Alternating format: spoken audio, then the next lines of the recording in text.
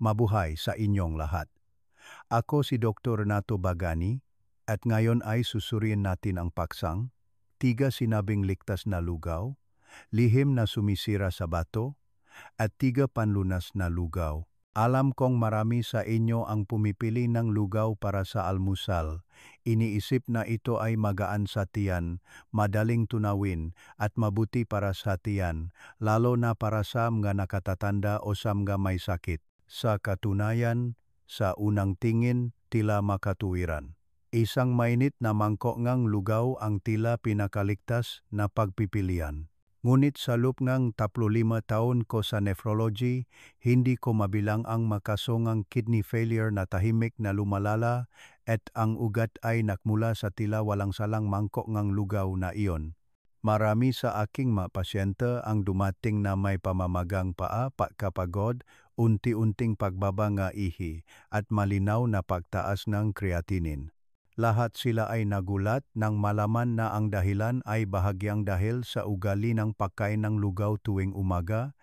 Ang lugaw, kung hindi tama ang pagluto, lalo na kung maraming patis, fish sauce, gumagamit ng pulang karne o pampalasa, ay magpapataas ng sodium, phosphorus, at protina sa dugo.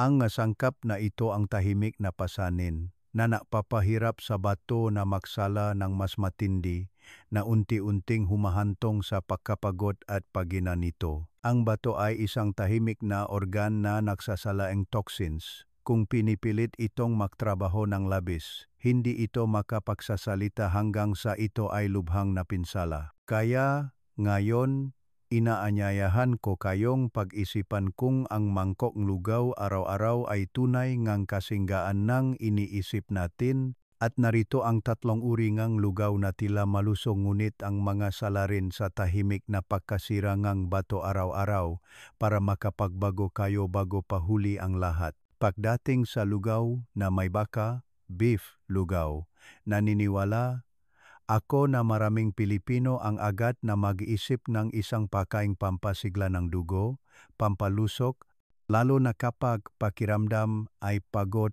at kailangan ng lakas. Ang baka ay matagal nang itinuturing na pulang ginto sa mundo ngang pagkain dahil sa yaman nito sa iron at protina, 2 mahahalagang sustansya para sa katawan.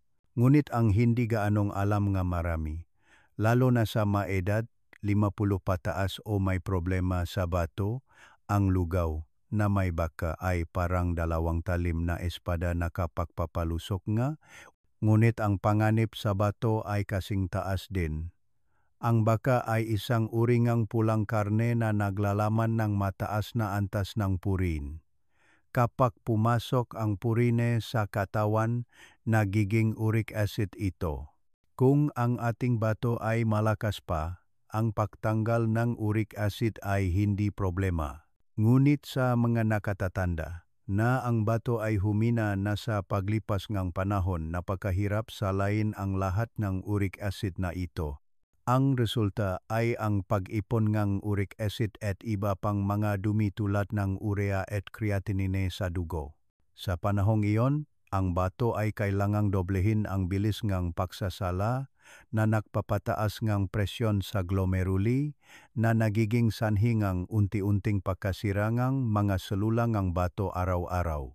Bukod pa rito, maraming Pilipino ang may ugali na magsison ng masarap para mas masarap gamit ang patis o maalat na pampalasa para mapabuti ang lasa ng lugaw. Kaya, ang lugaw na may baka na mayaman na sa protina ay sinamahan pang malaking halaga ng sodium mula sa patis. Ang sodium na ito ang nagpapapanatili ang tubig sa bato, nagpapataas ang presyon ang dugo, na nagpapahirap pa sa huminang bato. Pansinin ninyo, ang mga taong mahilig sa maalat ay madalas na madaling magkaroon ng pamamagang paa, kaunting ihi, mabigat ang mata pagkagising, at pananakit ng likod. Ito ang mga unang senyales na humihingi ng tulong ang bato. Naalala ko ang isang pasyente ko sa Cebu, 62 taong gulang. Tuwing umaga ay kumakain siya ang lugaw na may baka. Dinadagdagan pa ang kaunting sabaw ngang buto para mas masustansya. Sabi niya, Dok, puro masustansya naman ang kinakain ko pero lalo akong napapagod. Namamayat at nangangayayat ang mukha ko. Nang suriin, tumaas ng halos 1.5 beses ang creatinine niya at lumampas sa normal ang uric acid. Kailangan kong ipaliwanag ng dahan-dahan na ang pagkain ngang masustansya ay hindi nangangahulugang tama, lalo na kung ang bato ay hindi na kasing lakas noong kabataan. Nang marinig ito, napabuntong hininga lang siya. Naku po, ngayon ko lang nalaman na masama pala ang lugaw na may baka sa bato. Kung gusto pa rin ninyo ang pagkain ito, hindi ko kayo pinipilit na lubusang itigil, hinihiling ko lang ang ilang maliit na bagay. Limitahan ang dami ngang lean beef sa hindi hihigit sa 30 gram bawat pagkain at hindi hihigit sa 2 beses bawat linggo. Huwag gumamit ng patis o pampalasa, palitan ito ngang ilang patak ngang olive oil, kaunting wansoy, at ilang hiwang sariwang luya para sa aroma at para makatulong sa pagbaba ng purina at madaling tunawin. Marami sa aking mapasyente ang nagbago lang ng kaunting ugali at bumaba ang creatinine pagkatapos ng ilang buwan, naging pinkish ang balat at mas nakakatulog ng mahimbing. Paano naman ang lugaw na may isda? Magaan sa tiyan, tila plain, inisip ngang lahat na mabuti para sa bato. Ngunit sa katunayan, ang pangalawang lugaw na ibabahagi ko ay may mas tahimik na panganib kaysa sa lugaw na may baka, lalo na kung sinamahan ng bagong o maalat na asin. Samahan niyo ako sa susunod na bahagi para mas maintindihan. Alam niyo ba, ang pangalawang lugaw na gusto kong banggitin ay tila magaan at plain, ngunit ito ay isang tahimik na salarin na unti-unting sumisira sa bato araw-araw. Ito ay ang lugaw na may inasinang isda, lugaw na nilayan ng bagong o maalat na patis. Marami pa rin ang naniniwala na ang isda ay malusog na pagkain, mabuti para sa mga may sakit at kahit para sa bato. Sa totoo lang, ang isda mismo ay hindi mali, ngunit ang mali ay nasa paraan ngang pagpapalasa at pagluluto. Lalo na kung ang ugali ng paglalagay ng maraming alat ay malalim na nakaugat sa mentalidad ng maraming nakatatanda. May isang katotohanan na malinaw kong nakikita sa aking klinika, marami ang kumakain ng lugaw na may isda tuwing umaga nang hindi alam na ang mismong asin, bagong, o patis na idinadagdag nila sa kaldero ang lugaw ang pinakamalaking pasanin sa bato. Isipin ninyo na ang inyong bato ay parang filter na tubig. Kung masyadong maraming asin ang inilagay, ang katawan ay magpapanatili na tubig na nagpapahirap sa bato na itulak palabas ang labis na tubig. Sa paglipas ng panahon, ang filter ng bato, ang glomeruli, ay masisira ang mga microvessel na unti-unting magdudulot ng pinsala. Ang resulta ay pagtaas ng presyon ng dugo, pagtagas ng protina sa ihi, at mararamdaman ninyong pagod, pamamagang paa, at mabigat ang katawan pagkatapos ng bawat maalat na pagkain. Naalala ko pa ang pasyente kong si Mang Jose sa Davao na tuwing umaga ay kumakain ng lugaw na may isdang tuna at kaunting bagong. Sabi niya, iniisip niya na malusog ang isda at malinis ang bagong, kaya kinakain niya para hindi magsawa. Ngunit pagkatapos ng ilang buwan, tumaas ang presyon ng dugo niya sa 160,95, may puting bula sa ihi at abnormal na mataas ang sodium sa dugo. Ito ay tipikal na senyales ng overloaded na bato dahil sa asin, hindi dahil sa isda. Ipinaliwanag ko ng detalyado upang maintindihan niya na ang bagong, sili na may asin o purong patis, bagaman maliit ay malaking panganib, lalo na kung mahina na ang bato. Kaya, kung gusto pa rin ninyo kumain ng lugaw na may isda, paano ito gagawin ng tama?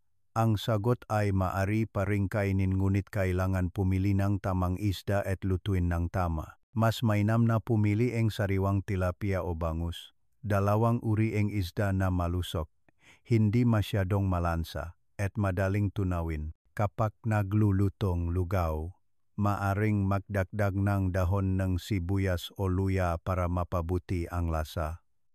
At pinakamahalaga, huwag magdagdag ng bagong o patis.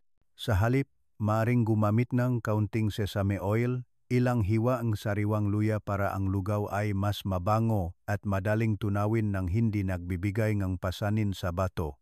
Isang espesyal na paalala para sa may mataas na presyon ng dugo, pamamaga ng paa, o kaunting ihi, kahit isang maliit na kutsarita ng patis sa lugaw ay maaring magpahirap sa bato sa loob ng 24 oras pagkatapos. Kaya, huwag maging kampante dahil lang sa tila malabnaw ang lugaw at iniisip na hindi ito masama.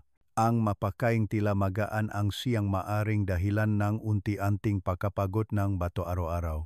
At sa gayon, pagkatapos ng lugaw na may maalat na baka, ang lugaw na may bagong na isda ay isa ring pagkain na kailangan ninyong bigyan ng lubos na pansin, ngunit hindi pa diyan natatapos. Ang pangatlong lugaw na ibabahagi ko ay tila pinakasimple na kinakain ga bawat pamilyang hindi bababa sa isang beses bawat linggo, ay isang nakatagong kalaban na nagpapadala sa marami sa ospital dahil sa biglang pagtaas ng kidney indicators.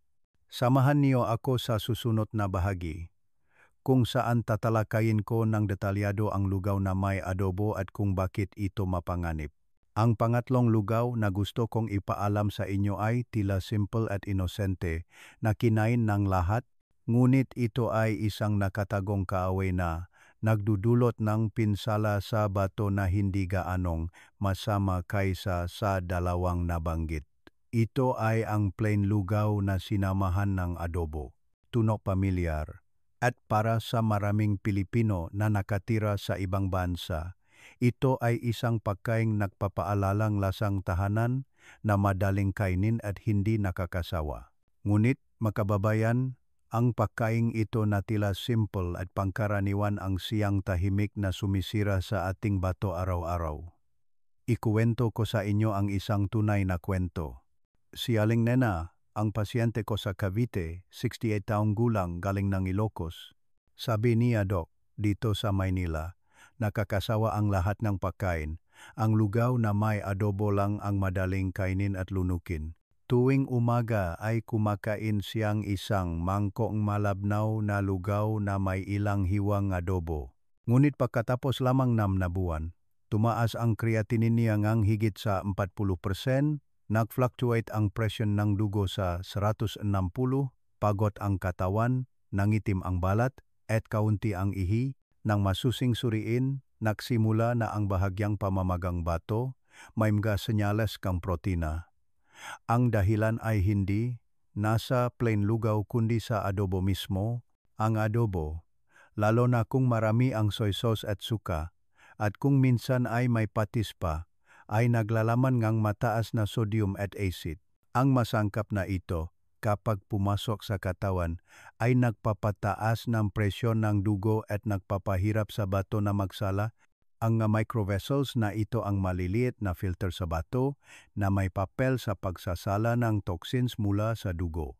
Kapag nag-inflame o namaga ang ito, bumababa ng husto ang kakayahan sa pagsasala na nagiging sanhing maipon ng toxin sa dugo na nagdudulot ng pagkapagod, pangingitim ng balat, kaunting ihi at meging pamamaga. Marami ang kumakain ng adobo dahil sa sarap nito. Maasim at maalat, ngunit hindi alam na ang lasa na ito ay nakmumula sa kombinasyon ng suka, toyo at posibleng asin, naganap na naiba sa natural na asim sukang niyokom gagulay. Kaya kung gusto ninyo ang maasim na lasa, may suhestiyon ako na lumipat sa maasim na sabaw ng gulay na may kaunting asim, halimbawa kamatis, upo at celery. Ang pagkaing ito ay hindi lamang nakakapagpaganang kumain kundi nagbibigay din ng natural na potassium na sumusuporta sa balanse ng electrolyte at nagpapababa ng uric acid. Hindi ko kayo pinapayuhan na lubusang umiwas. Ngunit kung mahina na ang bato o may mga senyales na kayo tulad ng kaunting ihi, pagod ang katawan, o nangitim ang balat, dapat nang bawasan ang pagkain ng adobo, kahit isang maliit na piraso lang na sinamahan ng lugaw. Sa gayon, hindi lahat ng simpleng pagkain ay malusog. Minsan, ang pagiging simple ang siyang nagiging dahilan upang maging kampante tayo at iyon ang panganib. Pagkatapos ng edad 50, ang bato ay parang filter na matagal nang ginagamit, mas nangangailangan ng lambot at pagiging sensitibo sa pagkain. Huwag hayaang ang isang tila ordinaryong mangkong lugaw ang maging dahilan upang pasanin ang ating bato araw-araw. Ngunit huwag kayong mag-alala dahil ang magandang balita ay hindi lahat ng lugaw ay masama. Mayroong mauring lugaw na kung tama ang pagpiling sangkap at pagluluto ay nagiging tonic para sa bato na nagpapagaan ng tiyan at malinaw na nagpapababa na creatinine. Ngayon, inaanyayahan ko kayong lumipat sa susunod na bahagi, kung saan ibabahagi ko ang 3 pinakamahusay na uring lugaw na tumutulong sa bato na magpahinga at natural na magpagaling araw-araw. Matapos ibahagi ang 3 uringang lugaw na madaling magpahirap sa bato, ngayon ay inaanyayahan ko kayong lumipat sa mas kaaya-ayang bahagi. Iyon ay ang malugaw na tumutulong sa bato na magpagaling, magaan na parang isang benign na gamot tuwing umaga. At ang unang pagkain na gusto kong ipakilala ay madaling lutuin, madaling kainin ngunit may napakalaking halaga sa pagpapalusok ng bato. Lugaw na kalabasa at lotus seed. Alam niyo ba? Sa kalabasa ay may isang napaka-espesyal na compound na tinatawag na beta-carotene.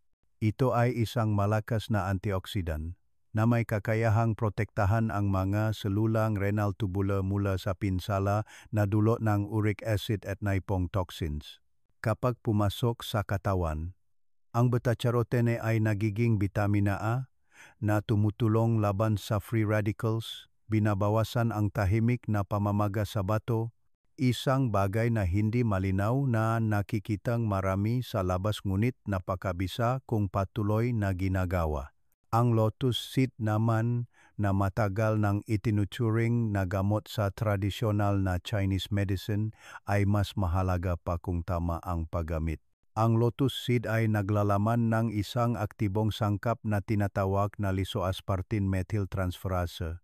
Mahirap pakinggan ang pangalan ngunit madaling maintindihan ang epekto. Nakakatulong ito upang mabawasan ang oxidative stress sa bato, patatagin ang nervous system, makatulok ng mahimbing at mapabuti ang sirkulasyon ng dugo sa glomeruli. Kapag ang bato ay nakapagpahinga ayon sa siklong pagtulog, ang natural na kakayahan nitong magsala ng dugo ay kapansin-pansing bumubuti. Naalala ko si Mang Tony, isang 70 taong gulang na pasyente na bahagyang tumaas ang creatinine pagkatapos ng isang kurso ng gamot sa presyon ng dugo.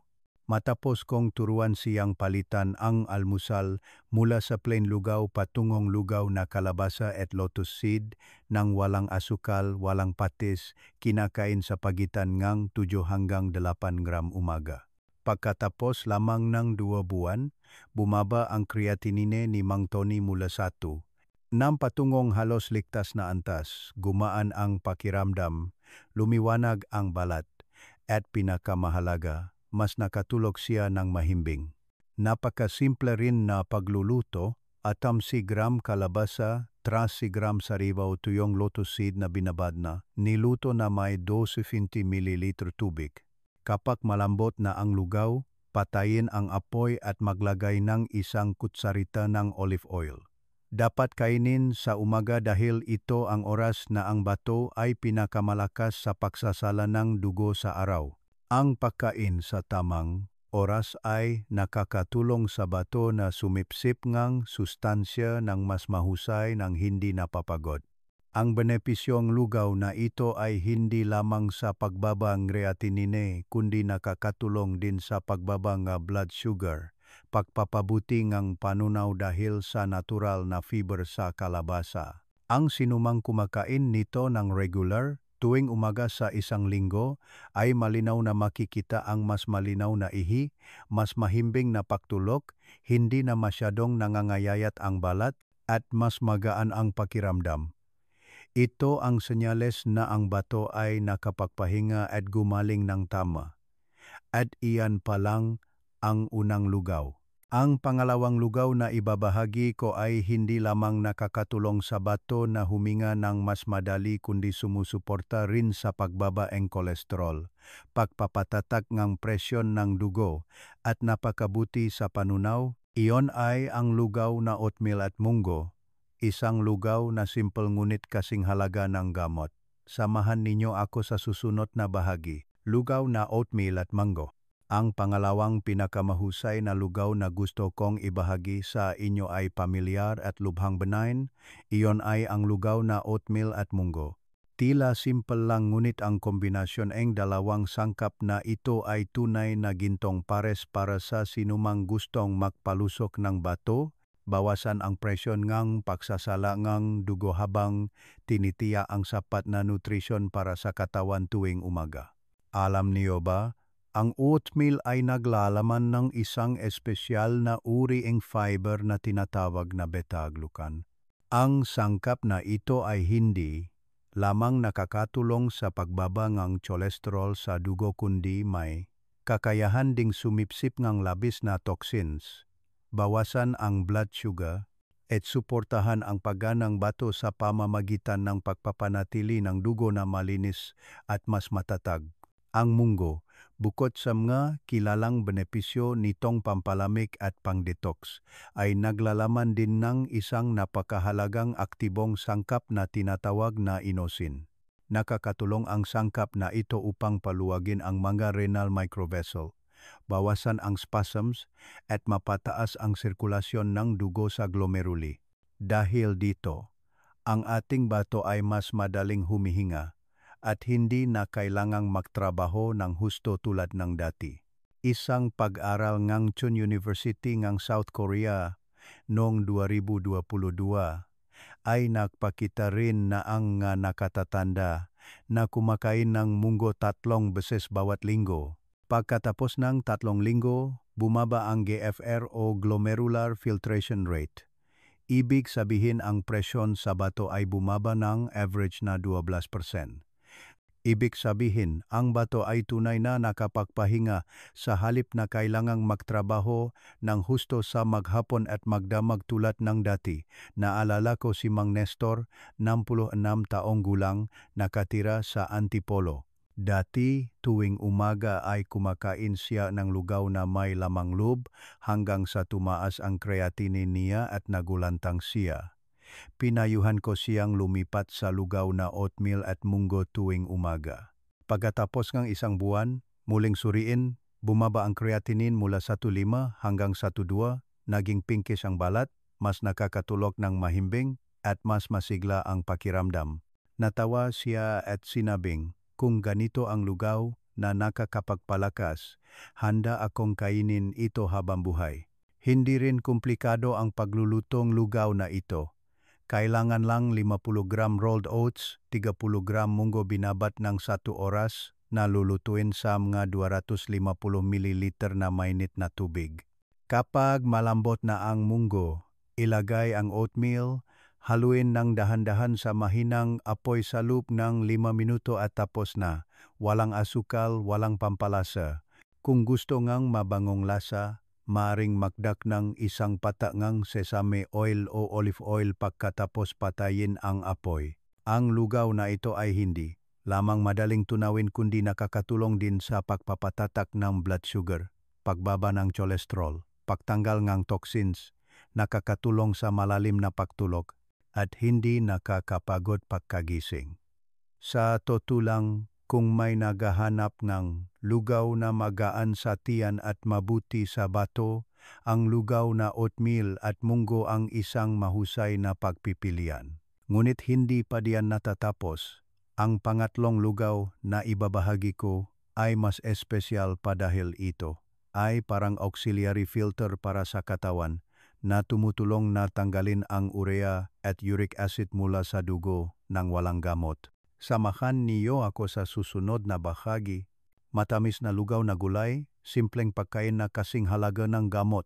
Mga kababayan, ang pangatlong lugaw sa grupo nga pampaluso sa bato na gusto kong Ibahagi ngayon ay tila isang simpleng pagkain ngunit may papel bilang isang natural na auxiliary filter para sa katawan. Ito ay ang matamis na lugaw na gulay. Tila walang espesyal ngunit ang epekto nito sa mga may problema sa bato ay tunay na kamangha-mangha. Alam niyo ba? Sa mga gulay tulad ng carrots, upo, at shiitake mushrooms ay hindi lamang naglalaman ng maraming bitamina kundi mayroon ding soluble fiber. Ang sangkap na ito ay may kakayahang sumipsip ngang labis na urea at uric acid sa bituka at ilabas ang mga ito sa pamamagdan ng dumi.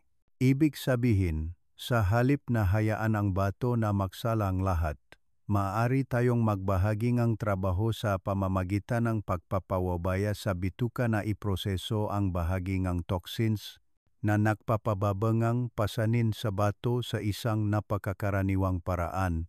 Sa katunayan, kinamot ko ang maraming pasyente na may maagang yuktong kidney failure dahil sa pagiging tamad kumain ng gulay, kaya naipon ang toxin sa dugo na nakdudulot ng pangingitim ng balat, kaunting ihi, at palaging pakapagod o maging pangangati na walang malinaw na dahilan. Nang turuan ko silang lumipat mula sa lugaw na karne patungong malabnaw na lugaw na gulay, mas pinipili ang magulay na may natural na tamis tulad ng carrots, upo kasama ang kaunting shiitake mushroom at sinamahan ng oatmeal o brown rice. Pagkatapos lamang ng 2 linggo ay malinaw na nakita ang epekto. Mas malinaw ang ihi, lumiwanag ang balat at gumaan ang pakiramdam. Ang mahalaga ay huwag lagyan ng pampalasa o asin dahil kahit isang maliit na kutsarita lang ay maring maging dahilan upang masira ang lahat ng pagsisikap sa pagsasala. Ang lugaw na gulay ay dapat kainin sa tanghali o hapon, ang oras na kailangan ng katawan ng detoxification, paglamig, at ito rin ang oras na kailangan ng bato ng regular na pahinga upang gumaling. Isang maliit na babala para sa gumagamit ng diuretics o may mataas na presyon ng dugo, dapat humingi ng payo sa doktor muna. Dahil ang ilang gulay ay naglalaman ng natural na potassium, kung kakainin ng walang kontrol ay maari ring magpataas ng potassium sa dugo. At iyan ang gusto kong bigyang diin, ang pagkain ng tama ay isang bagay, ngunit ang pagkain sa tamang oras ay mas mahalaga pa. Dahil kung pipiliin ninyo ang tamang uri ng lugaw ngunit kakainin sa maling oras, halimbawa, kumain sa gabi, pagkatapos ng 9 gabi, ang bato ay pipiliting magtrabaho sa oras na kailangan nitong magpahinga. Kaya sa susunod na bahagi ay ibabahagi ko sa inyo ang tiyak na ginintuang oras sa pagkain ng lugaw upang ang bato ay makapagpahinga, ang katawan ay makapagbagaling. Maiwasan ang sitwasyon na kumain ng lugaw ngunit pagkagising sa umaga ay pagod pa rin, kaunti ang ihi, at mabigat ang pakiramdam. Samahan niyo ako sa susunod na bahagi. Alam niyo ba, bukod sa pagpili ng tamang uri ng lugaw, ang oras ng pagkain ng lugaw araw-araw ay kasing halaga rin at minsan ay mas malaki pa ang epekto kaysa sa mga sangkap. Nakakita akong hindi kakaunting kasong mga Pilipino na kumakain ng napakasimpleng lugaw, lugaw na gulay, lugaw na lotus seed, ngunit kinabukasan ay pagod pa rin ang katawan, kaunti ang ihi, at bahagyang namamaga ang mukha. Ang dahilan ay hindi nasa lugaw kundi nasa maling oras kang pagkain. Ayon sa biological clock, mula 7:00 hanggang 9:00 umaga ang panahon na pinakamalakas, ang beato sa pagsasalang dugo at muling pagsipsip ng tubig. Kaya, kung kakain kayo ng mainit na lugaw sa oras na ito, hindi lamang ito madaling tunawin kundi sinusuportahan din nito ang bato na mas epektibong magsala ng toxins. Kung kakain ng lugaw ng masyadong maaga bago 6 ng umaga o masyadong huli pagkatapos ng 9 ng umaga, ang bato ay kailangang ayusin ang ritmo ng paggana nito. Madaling mapunta sa overload na estado, lalo na kung ang pagkain ay may protina, asin o makapal na lugaw. Sa gabi pagkatapos ngang 9 gabi, ang bato ay pumapasok sa yugto ngang pahinga at paglabas ngang urea. Kung sa oras na ito ay kakain pa kayo ng lugaw, lalo na ang maalat na lugaw o may protina, para lang pinipilit ninyo ang bato na mag-overtime sa gabi. Kinabukasan ay agad ninyong makikita na kaunti ang ihi, madilim ang ihi, at mabigat ang pakiramdam.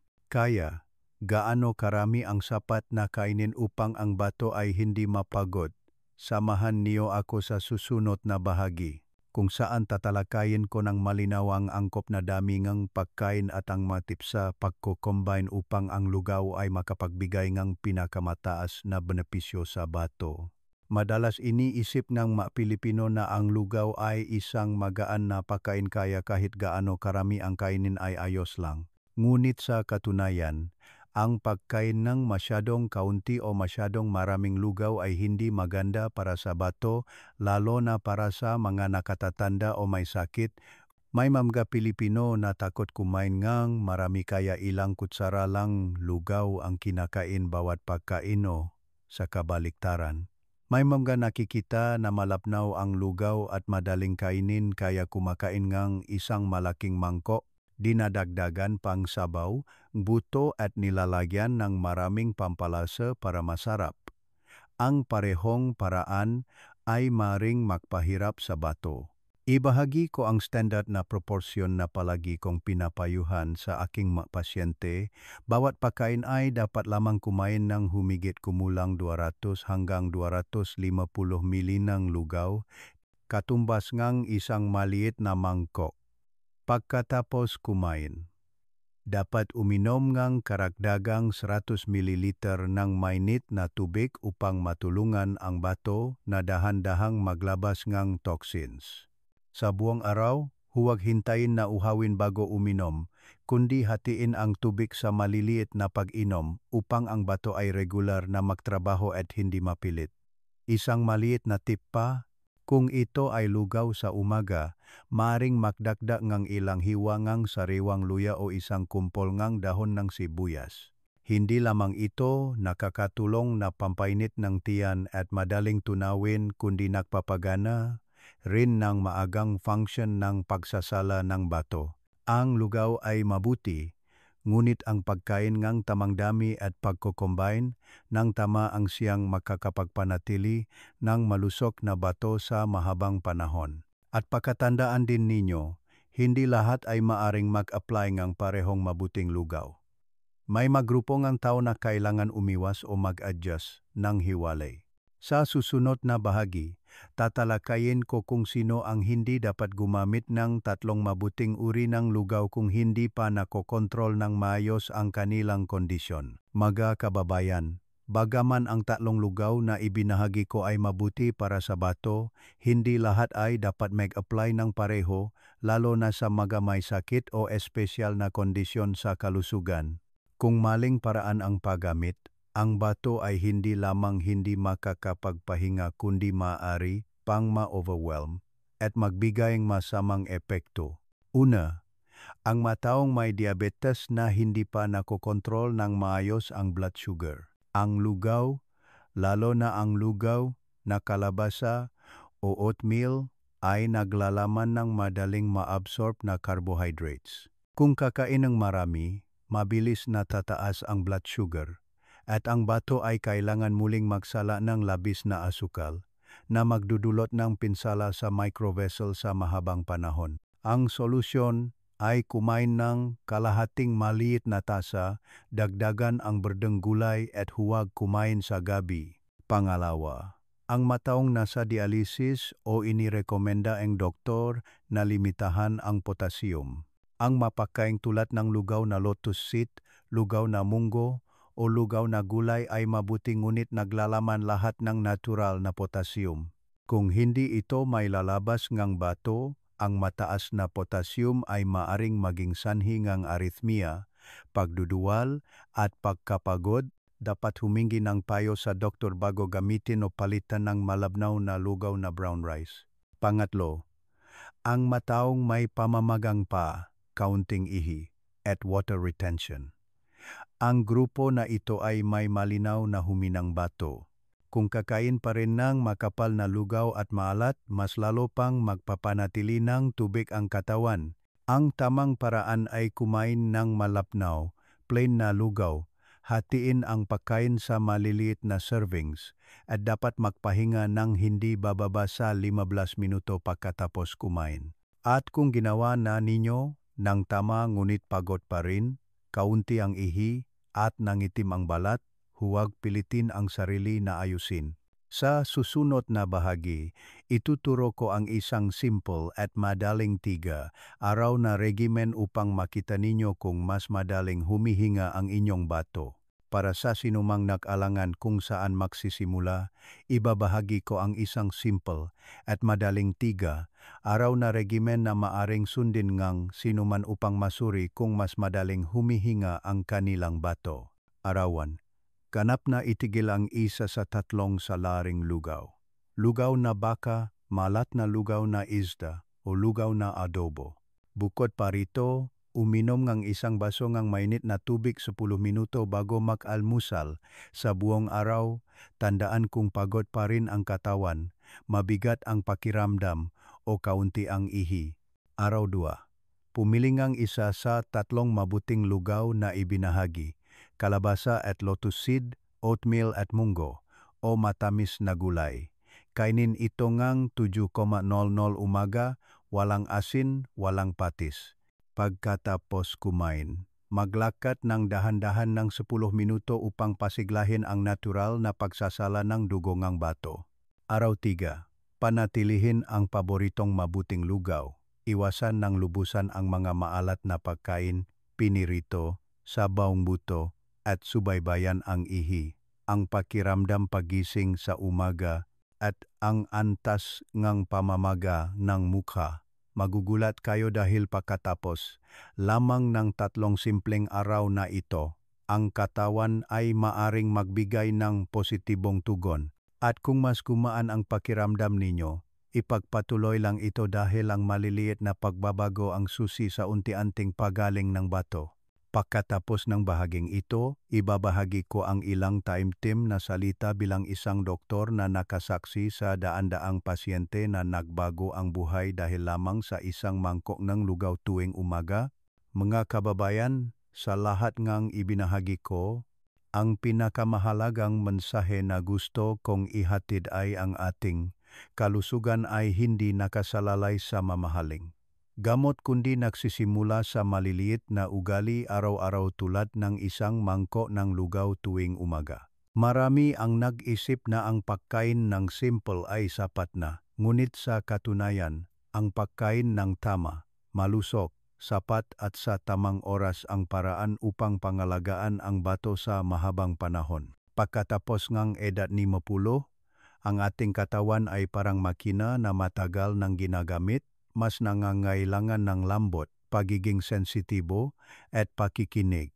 Huwag kalimutang mag-subscribe sa channel at i-on ang notification bell upang ang channel ay laging makasama ninyo sa paglalakbay tungo sa isang masaya, malusog, at mahabang buhay kasama ang mahal sa buhay. Isang maliit na pagbabago tulad ng pagbabawas ng asin, pagpapalit ng lugaw na karne sa lugaw na gulay, pagdaragda ng kaunting luya sa umaga ay sapat na upang mas madaling huminga ang bato. Ang pangangalaga sa bato ay ang pangangalaga sa ating katandaan upang tayo ay makapamuhay ng malusog at masaya. Mga kababayan, tandaan, ang bato ay hindi marunong sumigaong sakit, ngunit kapag mahina na ito, napakahirap ng gumaling. Kaya huwag hintayin na mapagod bago ayusin. Magsimula ngayon, bukas ngang umaga, sa isang malusog at mainit na mangkok ngang lugaw.